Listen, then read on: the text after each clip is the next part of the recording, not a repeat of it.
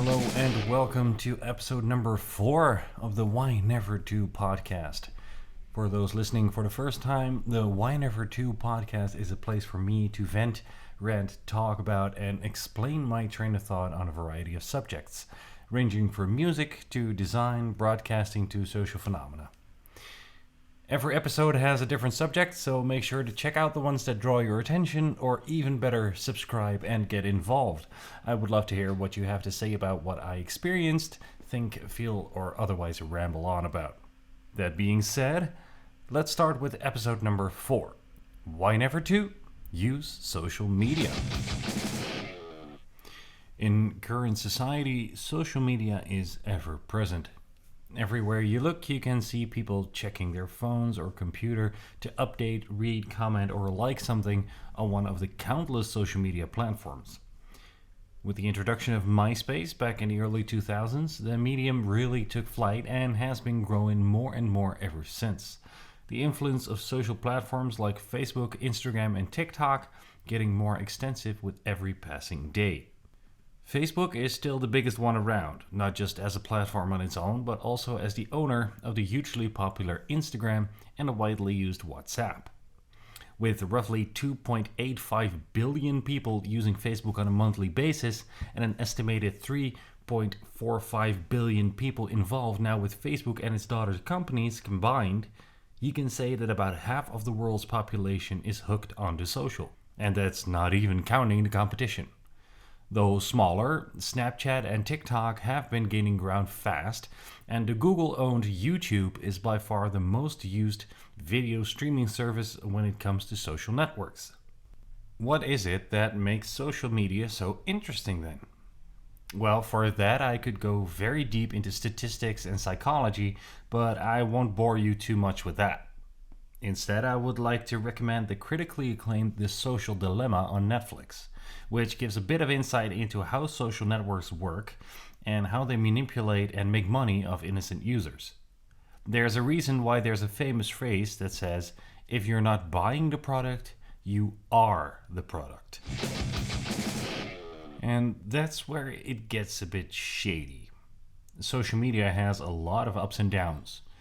The benefits of being able to connect with friends, family, and more, and for companies to find potential customers are astounding. With those upsides also come downsides though. It's widely reported that a lot of social media platforms don't take privacy very seriously, and the mental effects of using them are often overlooked in favor of profit. Google and Facebook are widely known to sell data to the highest bidder. Not to mention the algorithms that cause, in the worst case, complete social dysfunction, and the famous us against them mentality that has caused, well, societies to collapse in the past. But who'd ever expect Facebook to start World War III, right? So let's look at the upsides of social media again. It's free, sort of, with an account being set up in a few simple steps, and even platforms being available without a subscription at times. I'm looking at you, YouTube. But how does social media exist if it's free? Well, that's a pretty easy and two-step answer. Subscription models and advertising. Goddamn advertising. Way back when social media wasn't as widely integrated into our daily lives, it wasn't a place for companies to get their fill per se. I was doing an internship at Mez, a local stage for live events, when Facebook really got bigger and bigger in the Netherlands. I was tasked with creating a full-on social media plan, and man was it clunky. I failed miserably, but let's not get into that. The user interface was a mess. Company pages hardly existed and had really crappy functions, and even creating a personal profile for your brand or company got outlawed after a while. So yeah, it wasn't appealing at all to put in effort, even though it was a growing medium. Compare that to current times, June of 2021, where every YouTube video comes with about 57 different video ads, of which some can be skipped, thank God, before, during, and after watching. Facebook and Instagram as well are riddled with so-called promoted posts by all kinds of brands, be it a massive company like Coca-Cola or a local band trying to get ahead. All these ads are shoved into your face, and the only way to get around it is to either take it on the chin or to pay a subscription, so you basically feed the platform itself. Honestly, advertisements never really have been my cup of tea. Hell, I always criticized television commercials when I was younger, opting that I could do better, and honestly, I still think I can, but I digress. So, social media went from a place of gathering to a place of commerce. Multiple platforms have even created a marketplace where both users and companies can shill their wares. One of the honest things that I have seen there. A marketplace you'd expect to spend money in exchange for goods. Hell, they did that in ye old medieval times. But imagine sitting at home, casually torturing your wee baby boy for blasphemy or something, and suddenly a salesman bursting into your house telling you he has stuff to sell and you're not allowed to talk until he's finished. Only thing you can do is leave your own house, basically. That's advertising on social media in a nutshell. A very old and ancient nutshell, but a nutshell nonetheless. Granted, I'm mostly going on about the commercial aspect of social media. A very important part of the whole thing, but I'm more interested in how social media has impacted our daily lives, social behavior, and more. After all, it's a social platform, a place for people to meet, or at least that was how it was intended before Mr. Zuckerberg and co. got dollar signs in their eyes. There are a few reasons why I wanted to talk about this subject on the Why Never 2 podcast. One of the biggest ones was that I recently decided to kick the habit and get off Facebook. I found it quite hard to cope with the lack of moderation, both within me as a person and around the other people online. A few years ago, I wasn't in a good spot, and I noticed I was using Facebook to get rid of my pent-up aggression, to the point that I got banned for insulting people. Mind you, that social platforms don't integrate sarcasm into the algorithms, and that I projected my own insecurities, anger, and more onto other users. It triggered behavior in me that I have since then tried to avoid. Because platforms like Facebook and YouTube might be social, they really are anything but. The anonymity of creating an account and not having to actually face those you talk to make it easy to spew out obscenities and forget about social constructs like politeness, decency, and grace. The term trolling has become synonymous with social media, and there are a lot of people simply creating accounts to get under people's skin. Honestly, hearing myself say this, every time you open up social media, it should come with a trigger warning like it were PTSD related. Just saying. On the flip side, there's the make-believe world that users can create. There's a weird sense of mandatory positivity that has swept over the concept of social media. You're supposed to tell everyone how amazing your holiday has been. No one talks about the massive argument you had with your spouse, or the decision to separate was made as soon as the plane landed back home. You're supposed to fill your stories with cutesy, amazing pictures of your newborn, followed with a bunch of relevant hashtags and whatnot to really hammer down how awesome your kid is. No one talks about the nights they don't sleep because the damn child doesn't want to, he vomits all over your new sweater, or how you have to change diapers every hour.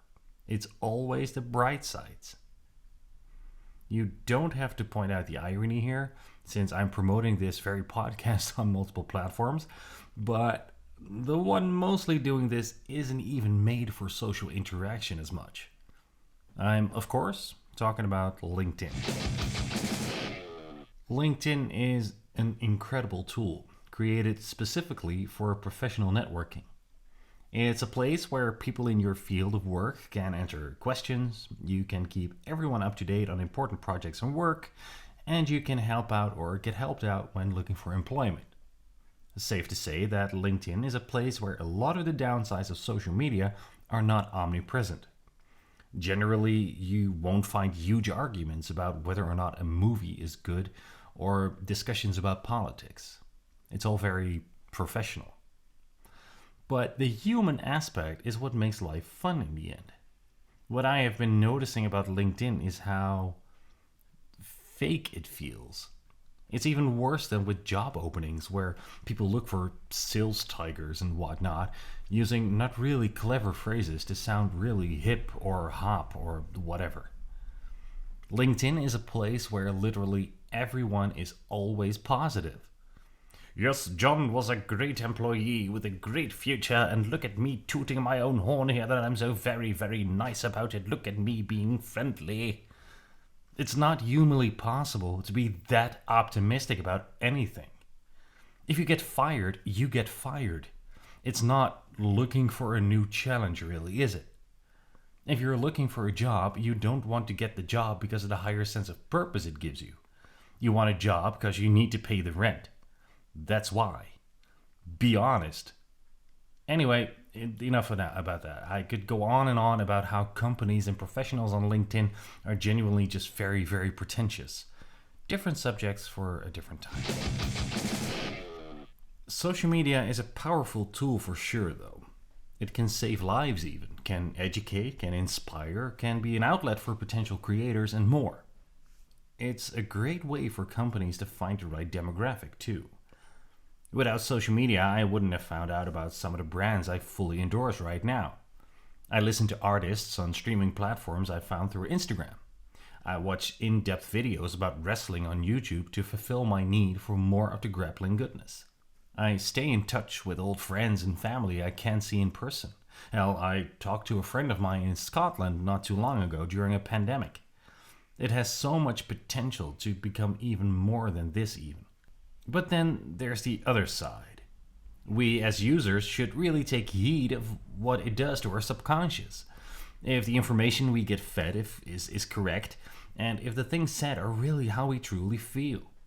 And though this is a long shot, the platforms themselves should be wary of the effect they have on people. They should recognize that financial gain isn't the only goal of social media anymore. They should see how their platform could serve more than just making money and feeding into popularity.